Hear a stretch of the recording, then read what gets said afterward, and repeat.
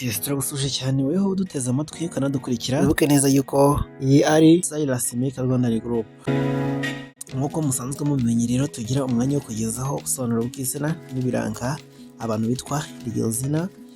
Uyu munsi wa none turagira ngo tukugezeho ubusobanuro bw'izina Jimmy n'ibimuranga. Ari nako tubaniraho gusuhuza abantu bose bitwa ba Jimmy. Tubifuriza ishya n'ihirwe bagira umunsi mwiza. Bahirirwe muri uyu munsi babone umugisha, urugendo rwabo rubahire rw'uyu munsi, Imana ibiteho. Jimmy rero ni izina ry'umuntu udakunda gufashwa, kandi iri zina Jimmy ni izina rihabwa umwana w'umuhungu.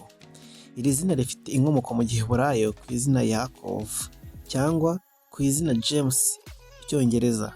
Ni izina risobanura usimbura, ukurikira cyangwa umusimbura. Dore kandi bimwe mu biranga abantu bitwa ba Jimmy. Jimmy ni umuntu ukunda kwigerageza, akumva yarwana urugamba rwe akagera ku ntsinzi nta wundi muntu ubimufashijemo. Jimmy ni umuntu utagicika intege, ahora ashakashaka, azi guhanga udushya, kandi afite impano mu kwandika ndetse no kwiyerekana. Usanga abantu batamwumva neza kuko usanga avugana ubukana ndetse n'ibisa no gutegeka. Jimmy usanga uko yitwara ku muntu umwe atari ko yitwara ku wundi, mbese akwitwaraho bitewe n'uko yakubonye inyuma, akakubaha cyangwa se akagusuzugura.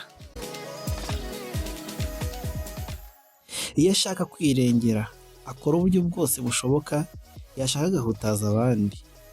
Nubwo adakundwa cyane kubera guhindagurika mu mico, Jimmy azi kwakira abashyitsi kandi akabagaragariza urukundo.